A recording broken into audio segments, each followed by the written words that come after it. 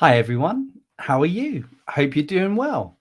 My name's Carl. Welcome to this webinar on behalf of the TEFL org.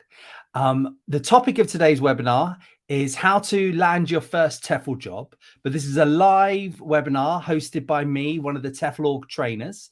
I'm based here in Northern Ireland.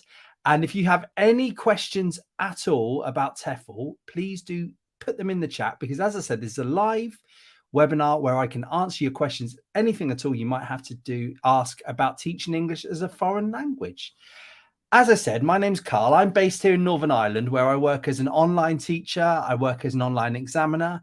I'm a teacher trainer, obviously, for the TEFL org. If you sign up for any practical courses in Northern Ireland or in the Republic of Ireland, you might get to spend the weekend with me. I have been lucky enough to have worked in many places around the world as well, managed schools. I've worked in China, Vietnam, Sri Lanka, Japan, Azerbaijan, Iraqi Kurdistan, Spain and Italy just before COVID hit. So hopefully I can also answer any questions you might have about places like that. If I can't answer your question, then maybe Alan will, who is monitoring the chat. But please, I love it to know where everybody is around the world. So please do say hello in the chat and let us know where you're tuning in from. I can see we've already got Marianne in New York City, Helena in Geneva. That's the first hello. I think you were the first one in. Helena, well done. Martina's there, Marina's there, Kamaljit's there, Marilyn's there, Emily's in Ireland. Where are you, Emily, in Ireland? Natalia's in Canada. Milano, hello again, Milano. Sarah's here. Oluwatomi's here in Nigeria. Fiona's in Tenerife. Laura's there. People are in London. People are from all over the place. So please do say where you're from in the chat. It's just nice to know for me and Alan. Now, if you agree with anything I say, please also type that. If you disagree with anything I say, also please type that as well, because it's really good to get some chat going and know people's experiences, that kind of thing. I'm going to start by doing a presentation where I talk about our topic, how to land your first TEFL job. But then I will get round to any of the questions, I promise, before the end of this hour, which we've got about 50 odd minutes left. So, right, let me get this presentation up on the screen, show if I have any sort of tech skills at all. There you go. I do somehow. Always good to know that. Right, so How to Land Your First TEFL Job by Carl Cameron Day. That's me. Right. So what do you need to be a TEFL teacher? Now, I know that some people watching this might already have their TEFL certificate. Some people might not have, some people might be on one of our courses already and thinking about getting the job after they finish their course. Some have absolutely no idea about how to be a TEFL teacher, and that's why they're tuning in. Well, hopefully I can answer any of these questions for you. So what do you need to be a TEFL teacher? The first thing you need is enthusiasm. Now, I have been lucky enough to have managed schools and dealt with people's applications, dealt with interviews. I have also observed countless teachers doing their first lessons, or sometimes doing their 50th lesson. So what do I look for especially is a bit of enthusiasm. You know, look like you want the job, look like you want to learn how to be a teacher, look like you feel that this could be a fun thing to do. So that is the first thing you need, whether you're on your course, whether you finish your course, whether you're about to start your course. Just be enthusiastic, be a bit excited about what it is you're going to be doing, okay? Then you need a TEFL certificate. Now, there are many providers to TEFL certificates out there, and it can be confusing to know which one is right for you. You'll see letters out there such as TEFL, TESL, you'll see ELT, you'll see CELTA, CELTA, you'll see loads of different letters out there.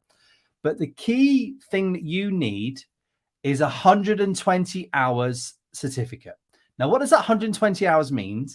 Basically, providers such as us, you give us some money, we'll put you on our course, we will help you get through the course, you'll get a certificate at the end of it. It will take you 120 hours of study time to pass that course. That's basically what the 120 hours is. Now, it's sort of a magic TEFL number, 120. You'll see companies asking for TEFL certificates and they will say to you, they'll ask you, how many hours did you study? Or how many hours did the company you paid say you studied to get it? 120 hours is the magic number, okay? So if you don't go with us, fine. We'll be sad, of course, because we are the premier TEFL certification company in the world, I believe. But if you go with another company, just keep that 120 hours in your mind, okay? Because that's what companies will ask for. Now, the second thing you need to be looking for with the company that you go through, such as ours, if you do go with us, is it has to be an accredited company. Now, what that means is an external company that has nothing to do with us comes and checks our company to make sure that the materials we're giving you is of a good quality. It's, proper, correct materials in order to get you to become a TEFL certificate. The other thing that they want to check is like the tutors are saying the right things, that they're not lying and that kind of thing. That they're giving you good quality. They come and sit in a room, watch me do my teacher training weekends, that kind of thing, just to make sure that the certificate, the company that you're going with, is a good quality. Now, employers want this because they want to know that the people they're taking on are good. So if you check, and please do check ours before you go on to one of our courses. If you go to tefl.org, we have a section all about accreditation. You can see the accredited bodies that say we are of a good quality. Again, if you go with another company, do check that they have accreditation and check the companies that are accrediting them. Okay. Now, the other thing you need is a bit of patience. I've been doing this a while now, and people go, the people that trained up once they've done their certificate, some of them get into TEFL and find their job straight away. Some people sort of wait a while before they get into their job. That's all okay. What I'm saying to you is be patient to get your first job. Okay. Don't just think because you've got that 120 hour certificate, you can go to any sort of TEFL job. Yeah.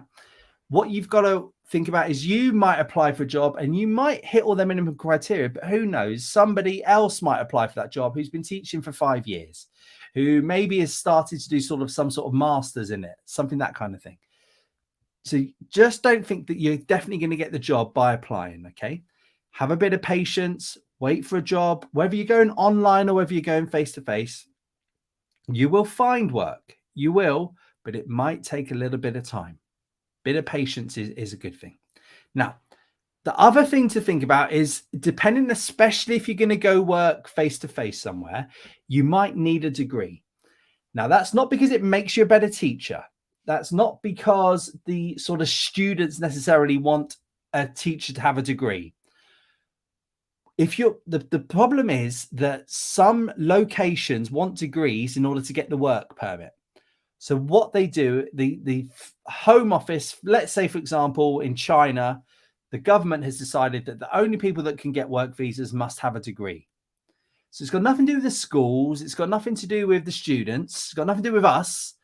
What that has to deal with is that the government has decided for the country you want to go to that a degree is needed. So for some TEFL teaching jobs in some locations, you might need a degree. I've done webinars where I talk about teaching without a degree if this is something that you fall into. The degree doesn't have to be in teaching. The degree can be in any sort of field, okay? Some companies like people to have business degrees because they become a good business English teacher. Some like to have science, so you can teach a bit of science, but you don't have to have a degree in teaching or a degree in English, okay? Now, if you're going to go work online, you will need a computer and you will need an internet connection. Now, there are some schools that allow you to teach on a mobile phone. There are some schools that allow you to teach on a tablet.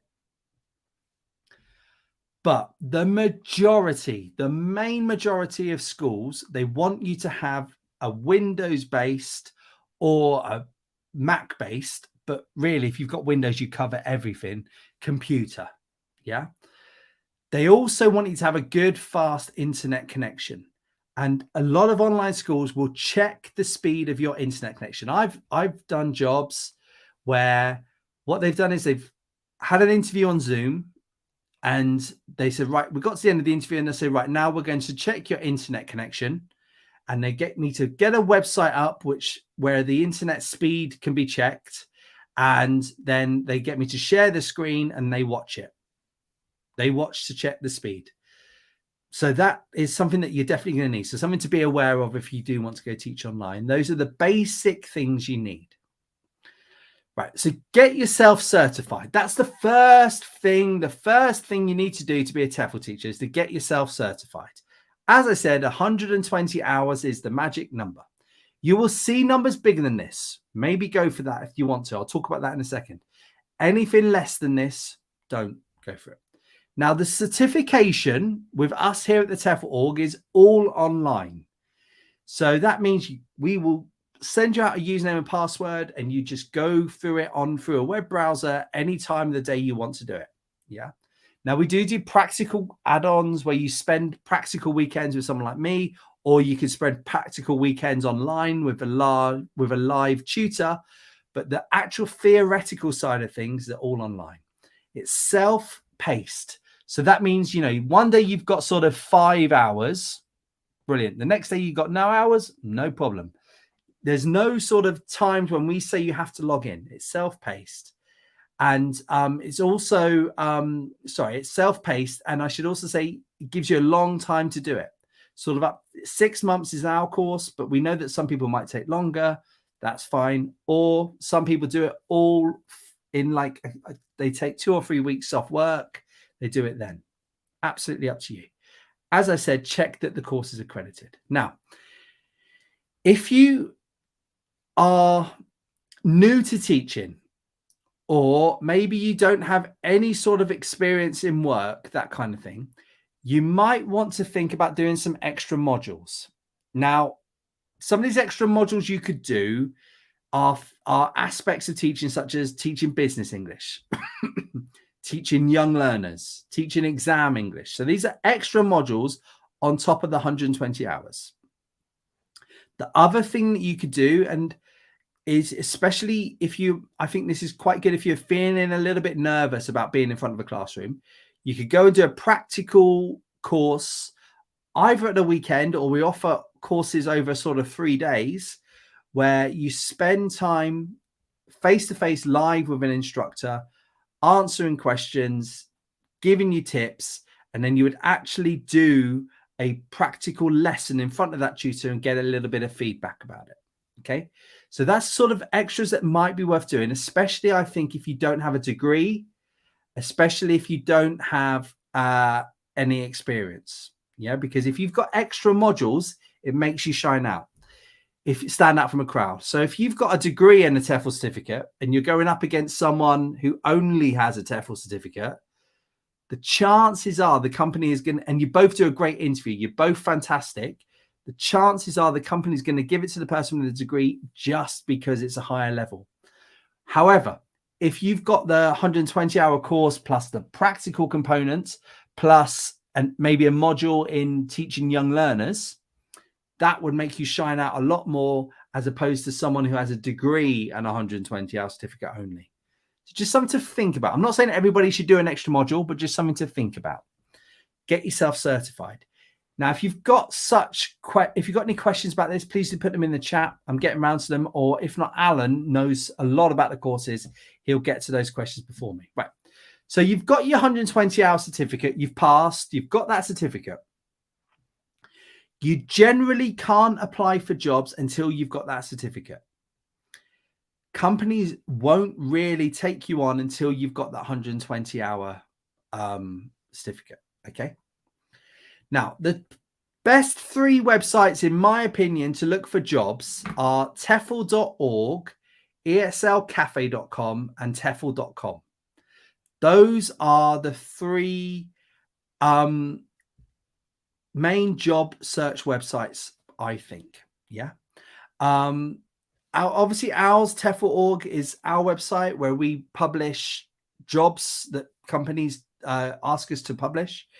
you don't have to do a certificate with us in order to take on one of those jobs.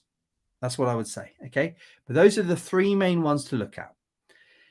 Now, if you are new to TEFL, don't be put off by a job that says experience needed. If you see a job and it says experience needed, most companies put that, even if they don't really need a teacher with experience. Don't be put off by it. It's just a thing that companies put on adverts. Now, what I would say is, don't necessarily think that all jobs are open to you. Be sort of realistic in the jobs you're sort of going to go for. But don't just, what's the worst that could happen if you apply for a job where it says experience needed and you don't have a job? You get rejected. Okay, fine. But, you know, go for it if it's a job you really like the look of, because who knows? You might be the only one that applies. You never know. Don't be put off by native speakers only. Most companies don't really know what a native speaker is. There's lots of different definitions for a native speaker. Is it someone like me who was born in an English-speaking country and grew up with English-speaking parents? Is that a native speaker, right? What about someone who moved to England at the age of 13 and did their high school education in English? Maybe that's not maybe their mum and dad's first language isn't English, but if they can pass English certificates, if they can pass English qualifications, are they a native speaker? I would say so. What about someone who can write a degree in English? Are they native speaker? They're pretty good. So although companies say native speakers only, they're not really sure. And if you can prove that you've got a good English level, I would still go for jobs like that, where if you fancy that job and you want that job. The situation could be that they've put native speakers, only because, as I said, the government is only allowing certain countries to apply for work visas. So, China, for example, has a list of countries which says that you can get a work visa from. And unfortunately, a lot of those tend to be the countries where English is the first language. And that could be one of the reasons why they've put native speakers only on the application. So just something to think of, but don't be massively put off by it. I would still go for it if you've got a really, really good level of English. Apply to a couple of jobs at a time. So don't just think, right, that's the job I want, I'm going to go for that one. And you apply, you do a good application, it's all good. Maybe 3 or 4 weeks later, unfortunately, you haven't got that job. You're sort of back to square one. So I would apply to 2 or 3 jobs that you like the look of. It's perfectly fine. I've been turned down by people so many times after I've offered them a job. It's what happens. Companies get annoyed, yes, but we understand that situations change. So I would apply to a couple of times. What I would not do is blanket apply to every single job you see on TEFL.org. Yeah, I would really take your time and make sure that you're doing 2 or 3 jobs applications to a high standard, because what you don't want is to be rejected by 3 jobs, for example, and then be rejected by, let's say 10 or 12 companies because your CV isn't quite right or your application isn't quite right, that kind of thing, because then that's sort of all the jobs that are listed on there. I would apply for 2 or 3 at a time and just make sure that your application is really solid. Yeah. Read the advert. I can't tell you the amount of times where a person's applied for a job and it's very, very obvious that they have not they have not read the advert. It's so obvious. All right. So if the advert says young learners, talk a bit about young learners in your application. If the advert says business English, talk a bit about business English. Yeah. Read the advert and do some research. Put the company's name into Google, put the area, look on their website, see that kind of thing. Make sure that they are a good company to work for. Then start writing your CV. So I've done webinars where I just talk about CVs. So that's something to go back and look for. If this is something that you're not strong about, I've done hour-long webinars just about CVs. So have a look on this YouTube, Facebook, LinkedIn page, see what you can find, okay? The CV is needed for online jobs and in-person jobs. Companies will advertise and say, please send us your CV. Now, if you don't have any experience about how to be a teacher, think about in your past life about any customer facing roles you've had. Have you had any jobs where you are face to face with a customer? Because that shows to an EFL company that you can deal with people, which is a big part of teaching. Yeah. Any work you've had with children, a lot of TEFL jobs are involved teaching children. And if you can show that in your past, you've worked with, youth groups, you've looked after kids, you've babysat, anything like that, companies like that, because it shows you know how to deal with kids. Have you done any jobs where you've had to give presentations? That kind of thing works well because, like as I'm doing now, a big part of teaching is being able to stand in front of a load of people and talk about something clearly. Any work where you've trained someone. So, for example, one of my first jobs was working in McDonald's, the fast food chain.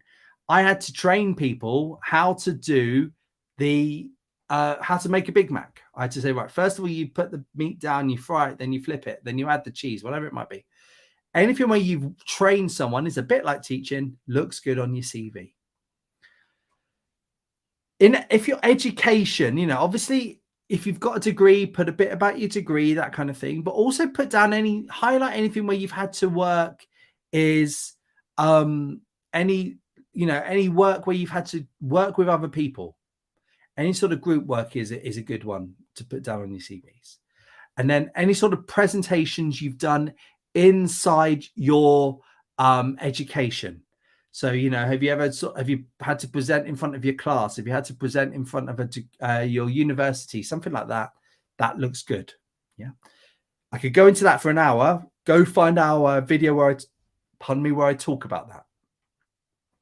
Then you need to work on your interviews. Again, I've done a webinar just talking about interviews, talking about the sort of questions you might be asked, what the structure is, that kind of thing. So go back and watch that.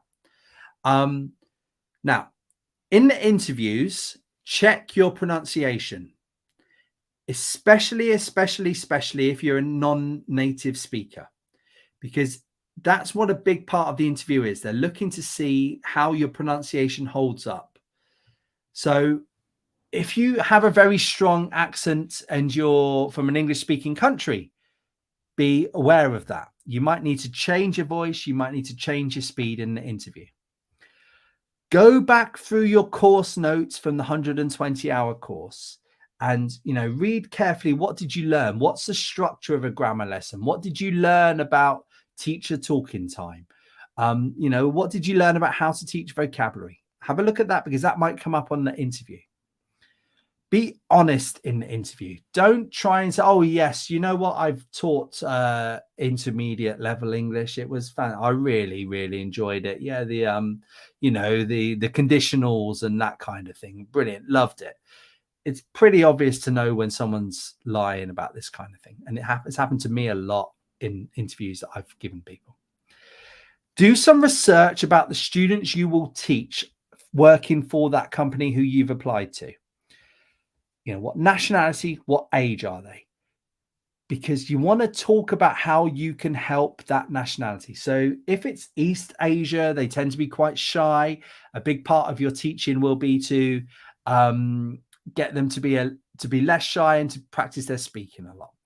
If you're going to go work for an Arabic country, then, a big part of that is spelling and writing. And, they don't tend to have very good writing skills. You'll be teaching that kind of thing.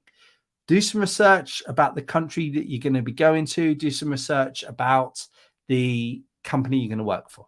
Yeah. Keep the answers, if you can, about students. Now, there are going to be some questions about what did you learn on your course? Why do you want to be a teacher? That kind of thing. But if you can slip into your answers examples bring it back to students, basically, then that would really looks good to someone interviewing you, because at the end of the day, this job is not about you being able to travel around the world. This job is about you being able to teach students. And if you can teach students well, that comes out well in the interview. Now, and if you have to do an introduction video or an example lesson, they are firstly looking at your speech and your personality. So, be very careful if you're going to be miserable in it and you're not going to smile very much. Teachers need to have a sort of fake smile. Hi, yeah, how are you? Oh, so happy to see you. You okay today? Yeah, that's good. They're looking for your speech. They're looking at your personality. That's the first thing that they are looking for in an introduction video, or if you need to do a live example lesson. Don't do it in one take. If you've got the chance to do it over and over again, practice it a few times, listen to it again, check what you've done right, check what you've done wrong. Doing just one take tends to not work very well. Get it checked by a friend or someone with a good level of English. Get them to check your grammar, get them to check your pronunciation, get them to check your speed, get them to check your whether you're smiling and that kind of thing. Yeah. Whether you look like a nice person, get it checked by someone who's going to be honest with you. Smile. The amount of interviews, the amount of introduction videos I've seen where people don't smile in it. Whoa, why would you not smile in these? Yeah. Now it doesn't have to be a fake one like this, but just try and be a bit natural in it. Why not? Look enthusiastic and try and smile. Don't be afraid to involve the students. If you are doing an example lesson, now it can be really quite off-putting to do a live face-to-face, but probably more likely online a lesson with two people that have just been wheeled in front of you to do an example lesson. But don't be afraid to involve them. If they make a mistake, try and error correct them. This isn't a lecture like I'm doing now. It's a lesson, which means you need to get the students talking a bit. Right, some final thoughts before I get to these amazing questions. So this is my last slide, and I can see there's already sort of a few questions there that we've got. So fantastic, really looking forward to getting to them. Right, so some final thoughts. Be patient when you're going for a job. Don't think that it's going to happen straight away. It takes time. It can also take, if you're going to go abroad, it can take 3 or 4 months for a visa to come through. Now, sometimes the visa comes through in 3 weeks, but sometimes a visa can take 3 or 4 months to come through. So just be aware of that. Be a bit patient. Yeah. Don't get disheartened if you find that you're being turned down for jobs. Definitely keep at it. You will find work. Now, the problems might be with your application. The problems might be with your interview skills. You never know, right? Don't get disheartened. Yeah. Be realistic. If you see jobs that say you need a PhD and you just have your TEFL certificate, you're probably not going to get it. If you see jobs that are advertised in China and that your country doesn't necessarily link with their working visa, the chances are you're probably not going to get the job because they can't employ you. Be realistic in the wage you're going to earn. If there's a range of earnings that you see advertised, you're probably going to be at the lower end. Be realistic. Don't put all your eggs in one basket. So that means don't just apply to one company and just hope and hope and hope and hope that that company gets you work, because what happens if it doesn't? As I said, 2 or 3 companies at the start tends to be a best way to do it. Learn from any mistakes. If you had an interview and that interview didn't go well and it didn't go well, do some quick notes before you fall asleep that night about why it went wrong. What question did you struggle with? Learn from any mistakes that you might have had. Okay. If you don't see the job that you want, be proactive. So, for example, you want to go work in Rome. You can't see any jobs advertised in Rome, but you want to go to Rome. I would be getting on Google. I would be Googling language schools in Rome, and I would say, hi, this is me. any work that you have? Do you have any work available? And they might say, well, actually, we're only looking for someone to do sort of 5 hours a week. Fine. Okay. You Google another school. Actually, yeah, we're looking for someone to do 5 hours a week. You know, do a bit of work for 3 or 4 different schools is what I did in Japan. Can work pretty well. Okay. So be proactive. Don't just think, oh, I've been here for 6 months and I haven't seen a job advertised in Rome. Be proactive. Okay. Because you never know where it might take you. Finally, please be polite. Oh my word. The amount of demands I've had, you know, I sent you a job application 36 hours ago and I've not heard back from you yet. Why haven't you replied to me? I've had so many emails like that. Do I really want someone like that to come to work for me? I'm not so sure I do. Be polite, you know. Yes, okay, you haven't heard from them after 2 or 3 weeks. Maybe that might be worthwhile, you know, but don't go pestering people. The amount of people that pester drives me mad personally as a recruiter. Okay. Right. Right. That's the end of my webinar. Let me just, there we go. Get rid of that screen there. Perfect. Right. Now, thank you for all the questions. I could see them coming in and some of them were so good. They sort of stopped me in my tracks. Right. Let me scroll up to the first question, which I think was at Trinity, who got in there right at the start at 4 p.m. Hi, Trinity. Apart from a bachelor's degree, which is a big asset. Now, it doesn't, it is a big asset. It does help, but it's not the be all and end all. What do you think of a person who does not have a bachelor's degree? So if you don't have a bachelor's degree, I think what you need to start thinking, well, first of all, don't think because you don't have a degree, you can't get any work, all right? I know people with 120 hour certificate that have gone abroad to work or work online, and that's all they have. Yeah. You know, it's fine. You know, you apply for jobs, it's advertised, you might get it. Now, what I would start to think of is doing either the level 5 course, which is the, I think it's 168 hours. I'm sure Alan will correct me. Or was it 190? I can't remember. But the level 5 course. Now, this is a higher level course. It goes into it in more detail. It will help you stand out a bit more from the people who just have the 120 hour certificate. Okay. So I'd look at that.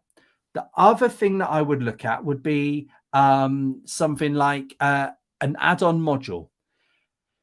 Now, what that is, that's basically specialized modules about a specific part of English language teaching. And the best two, in my opinion, would be young learners, because there's a lot of lessons and a lot of work available teaching kids.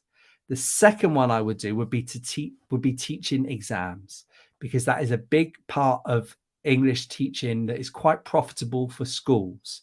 So a lot of schools go after students that want to learn exam teaching, who want to pass an English exam, and they need teachers for that. And if you can say, look at me, I've done a specialized module in exam teaching, that can really help. So that's what I would go for myself, Trinity. But think about it, you know, do you want to be a business English teacher? If you want to be a business English teacher, maybe do the business English module. But the ones that I would go for would be the young learners and the exam ones. Look at all the hellos. There was loads. Olga in Ukraine. Olga, I hope you're doing well. Anya's in Vietnam. I had a great year in Ho Chi Minh City, a brilliant place. Taiwan, San Francisco. Lorraine's in Colchester. Not quite as exotic for me, Lorraine, I'm afraid. Sorry.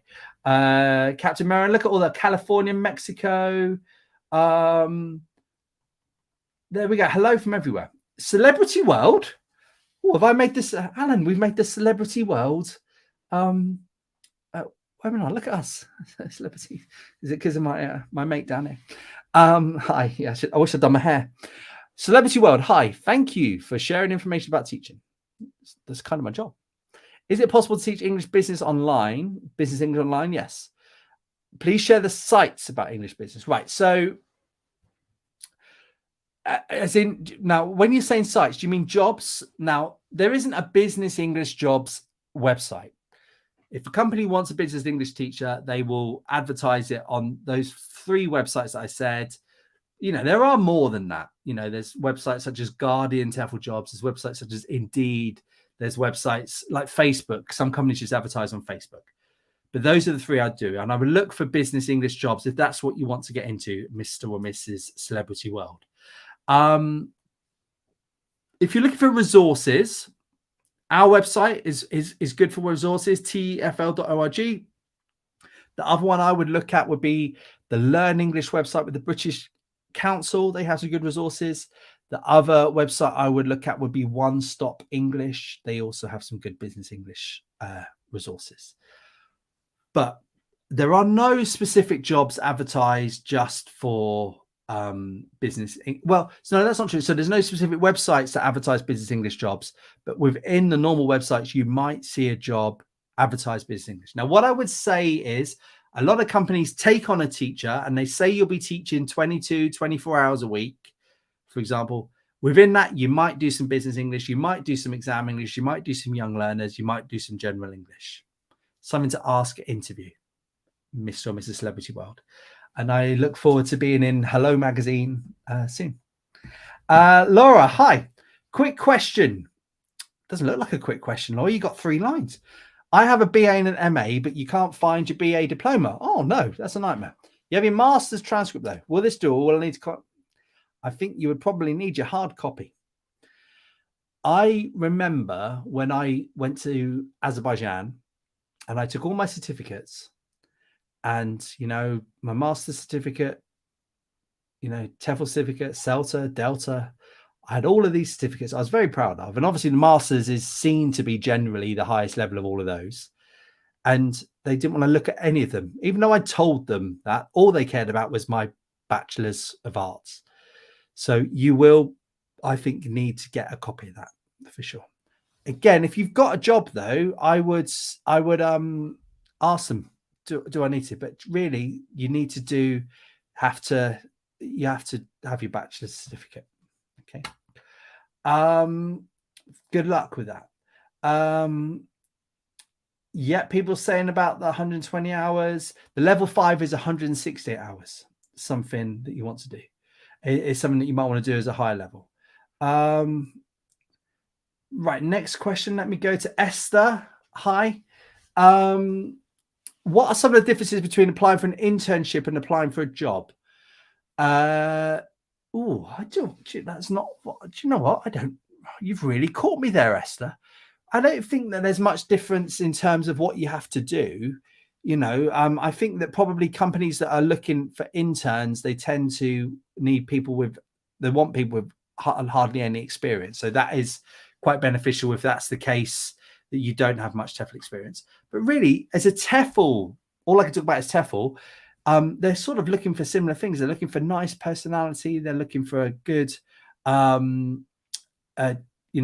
smiley person. They're looking for someone that has a good basic knowledge of TEFL, which you would learn on a course like that. You'll be absolutely fine. I think keeping the same principles for both of those, Esther. Okay. Good luck. I'll have a little think about that if there's any sort of difference, but I don't think there's not a huge amount of difference. Laura Beth, hi. Does the grade of your degree matter? No. As long as you passed, that tends to be good enough. Yeah, for sure. Milano, hi. What is the best approach to teach in Spain or Italy? There's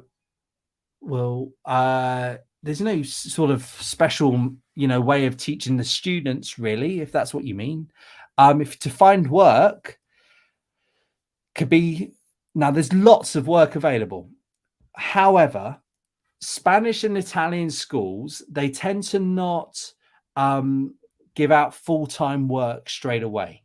The numbers fluctuate quite a lot over the course of a year in Spain and Italy within a language school. So what happens is that a lot of schools in Spain, I know because I've worked in Spain, a lot of people, they do sort of 5 hours working for one school, 5 hours working for another school. They might have a couple of hours of private students themselves. They might on a Saturday go work a full day somewhere else. So it tends to be that teachers work for lots of different schools in Spain. Now, not saying that, you will see jobs advertised where it's like, come work for us full time. You will. A lot of Spanish and Italy schools don't pay for your flights. They kind of expect someone to already be there. They won't help you out with visas generally. So you've got to have the right to work in Spain or Italy. So if I was to go want to teach in Spain or Italy, I would pick a city that I want to go work in. I would look at language schools and I would fire off a couple of emails saying, hello, this is me. My name's Milano. I have this certificate. I've taught here, blah, blah, blah, blah, blah. Is there any work? And their next step might be, yes, come next week for an interview. And you've then got to make your mind up whether it's worth you flying out there to get an interview. You might be able to say to them, can we do an online interview? But they tend to not sort of help with things like accommodation and this kind of thing, flights, whereas Asian jobs tend to do that. Okay. Laura, sorry, good luck, Milano. Laura, last question. No, it's not last question. You want to teach kids. I have childcare qualifications. Do I need anything else to do this? Well, you still need your TEFL certificate. You know, that's all you need. You need, Laura, you need your TEFL certificate, and then you might want to do an extra module in how to teach young learners. That's the sort of thing you're looking for. All jobs will ask you for a criminal check. Yeah, teaching kids or adults. That's just what happens. Good luck, Laura. Shamoma 007. Where would we find such a practical experience class? You find it on our website, tefl.org. Click up the top to courses, and you can see the practical courses that we do on there, online or face-to-face. Good luck. Milano, yeah, experience educating businesses. Yes, that does help for sure. It can make you look, you know, companies like to have business English teachers because companies tend to pay more than individual students do. So yes, that would help you. Okay. Good luck, Milano. Diana, how do you do a CV if you haven't had any TEFL experience? So look through my webinar where I talk a lot. I've spent a whole hour just on CVs. Look at it on this Facebook page. There's loads of videos in the video section. Scroll down and find the one about CVs, or on the YouTube page as well. Okay. Key thing is to realize that you've probably got more experience than you think you have. All right. Esther, this question's always a strange one. I've never really understood this question. Can you become an IELTS teacher with a TEFL certificate? Yes. Is further training needed for this? No. Right. So you'll see companies out there and they advertise, become a qualified IELTS teacher. There's no such thing as a qualified IELTS teacher. You don't need to take a qualification to teach IELTS. You do not. Do not pay a company that says, come do our course and you will be able to become a qualified IELTS teacher. A student that takes the IELTS test, the IELTS examining board do not check the teacher that taught that student. All they check is the student. Now, saying that, Esther, what some schools want from a teacher is a teacher that has exam teaching experience. There's not some sort of special course that you can go on to give you a qualification in exam teaching. What there are is add-on modules to the basic 120-hour course to show you how to teach exams. Because IELTS is one of the exams, but it's not the only English exam. There's the Trinity exams, there's the Cambridge exams, there's the TOEIC exams. And if you do something like one of our add-on exam modules in exam teaching, that will give you the knowledge to teach those exams, and you can put that on your CV. I think it's probably because I see companies advertise about become a qualified IELTS teacher, and it drives me mad because there's no such thing as a qualified IELTS teacher. Niall, hi. Any advice for working in a non-English speaking country where the locals have a good level of English? So that would be somewhere like Germany, Scandinavia. Yeah. Right. So those kind of countries don't tend to have jobs advertised. Yeah. What they want is they want people that are already there, and they want people to just come and work in the language schools. It's a bit like Spain and Italy. I'd do a bit of research. I'd look about where you want to go, see if there's any language schools available, check like the local colleges to see if they offer English courses. And it might be a case where you sort of have to go there yourself now after you've fired off a few emails, because you don't tend to see that many jobs advertised in countries like that. I hope that answers your question. I feel like it didn't now, but good luck. Let's Fiona, what's the age limit? 16 years old. If you're older than 16, you cannot be a TEFL teacher. No, there's no age limit to doing one of our courses, if that's your first question, Fiona. You know, I've had people in their 70s doing the practical weekends courses with me. What there is an age limit for is to go abroad in terms of the visa. Some countries have an upper age limit to be a TEFL teacher, and that varies from country to country. So that's something to think about, Fiona, is the upper age limit to get the visa. But to actually do the course, there's none. Okay. Good luck. William, hi. How many potential employers are prepared to give or discuss reason? Not many, unfortunately. That's why you have to be quite self-aware, William, as to, you know, what it was that you failed on. Some, yes, they will give you a little bit of feedback, but, you know, others won't. You know, just you've got to be a bit aware, and you've got to be very critical, William, of yourself if you find that you aren't getting works. Okay. Good luck though. Leona, do I have any lesson plan examples available, please? Yes, here's one. No, I don't have one myself. Well, I've got my own lessons, you know, stored on a hard drive. I'm not going to get them up on the screen. If you do one of the 120-hour courses, we teach you how to make a lesson, how to make a lesson plan. That is the number one thing to do. So if you've got your certification, you will be taught how to make a lesson. Yeah. Just do that. Okay. That's all you need to do. Yeah. Do the 120-hour course. You know, then you might, if you want a business English lesson, you might get put into Google, that kind of thing. But, you know, I'm not going to show you some specific resources. We also have some on our website, TEFL.org, and then there's a bit at the top saying resources. Okay. Paul, hi. Is the trend now more for private online and classroom-based teaching? You live in Bristol and you want to work there. Right. So it's a funny time. If you want to work in the UK, I did a webinar about working in the UK last week. Might be worth watching, Paul. There are peak periods throughout the UK really for work. And it tends to be the summer, and tends to be sort of the universities is the Easter term, but a lot of language schools tends to be the autumn term, September, October. So I would, you know, Brexit has also affected things. Yeah, that's what I would say. But there is work, especially coming into the summer in the UK for sure, Paul. All right. So maybe go work online till then. Yeah. Good luck.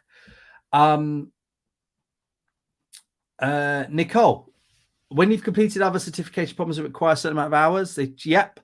Right. So with our course, the accreditors have checked that our course comes up to the 120 hours. Basically, you don't have to sit there. If you finish something in 2 minutes, you don't have to sit there for the next 10. Yeah. Because we're accredited, because we're checked, employers know that ours is a 120-hour course, basically, Nicole. Does that? Yeah, the completion of the course is the basic 120-hour course equals 120 hours. Okay. Jenny, hi. How can you stay connected with other TEFL teachers? LinkedIn. There's loads of groups on LinkedIn where people talk about it. LinkedIn. Matty, how would having so a couple more minutes and I'm almost done. Would having dyslexia, I'm dyslexic, make it harder to get a teaching job abroad? How would they know, Matty? No one has ever asked me if I'm dyslexic. No.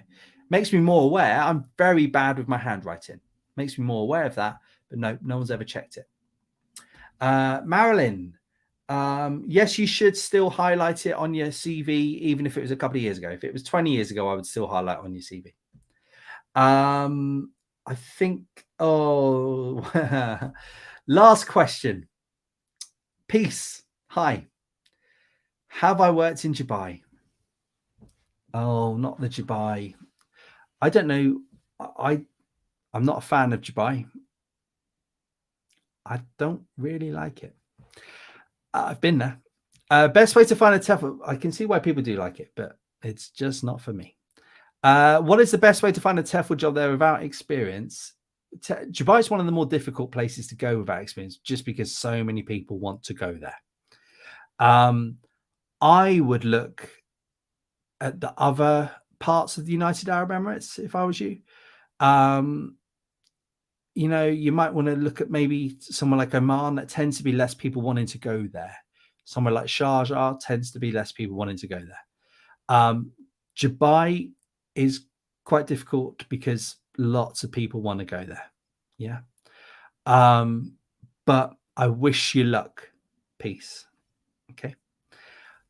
Thank you very much, everybody. That is the end of the webinar. Now, if you do have any other questions, or I didn't answer your question, because I know that there's loads there that I didn't get a chance to answer, please, please, please send us a message. So you can send us a message through our website, tefl.org. There's a chat with us function at the bottom right. So I think if you scroll down, it'll pop up. You can send us a message through Facebook. You can, send us an email. There's loads of stuff. There's a contact page. Yeah. Thank you very much for tuning in. Please, if you liked it, just because I'm such a vain person, please do say why you liked it. Or if you hated it, please also say that, because I need to learn from my mistakes. Please like us and all that kind of thing as well, because, who doesn't love to be liked? Thank you very much, everybody. Have a good weekend. Bye-bye.